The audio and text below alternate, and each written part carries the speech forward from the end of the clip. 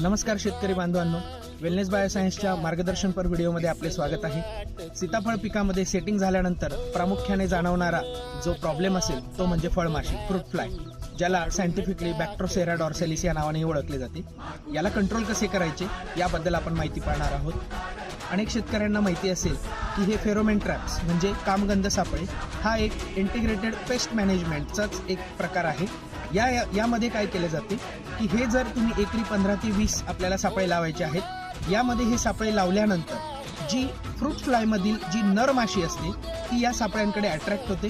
Attract झाल्यानंतर ती ज्यावेळेस यामध्ये ट्रॅप होते त्यावेळेस याची पुढील पिढी कंट्रोलमध्ये होते, म्हणजे नेक्स्ट जनरेशनला पूर्णपणे अटकाव घातला जातो, जेणेकरून तुमचं ज्यावेळेस हार्वेस्टिंग केलं जातं त्यावेळेसही आणि त्याआधी सुद्धा जी फळ पिकामध्ये येणारी अळी असेल किंवा नंतर हार्वेस्टिंगच्या वेळेस सापडणारी अळी असेल याला पूर्णपणे कंट्रोल केला जातो।